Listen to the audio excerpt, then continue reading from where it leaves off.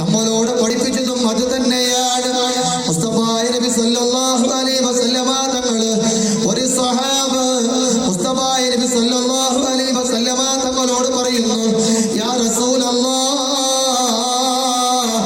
എനിക്ക് 3 കാര്യം വല്ലാത്ത ഇഷ്ടമാണ് നബിയേ, എനിക്ക് 3 കാര്യം വല്ലാത്ത ഇഷ്ടമാണ്.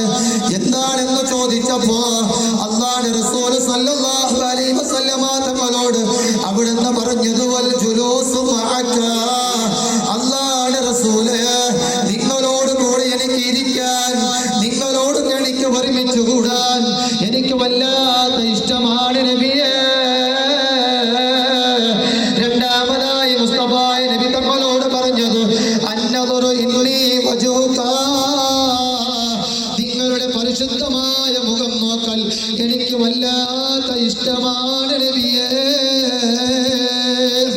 മൂന്നാമതായി അവിടുന്ന് പറയുന്നത് ഇംഫാഖുമാലിഹി ലദൈക യാ റസൂലല്ലാഹ്, അല്ലാഹുവിന്റെ റസൂലേ, എന്റെ സമ്പത്തിനെ നിങ്ങളുടെ മാർഗത്തിലേക്ക് ചെലവഴിക്കാൻ എനിക്ക് വല്ലാത്ത ഇഷ്ടമാണ് നബിയേ.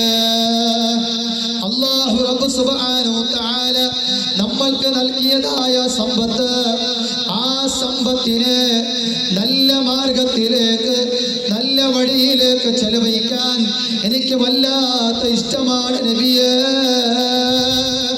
അവരെല്ലാവരും ആഗ്രഹിച്ചത്, അവരെല്ലാവരും കൊതിച്ചത് അല്ലാഹുവിന്റെ റസൂലിനെ കാണാനാണ്.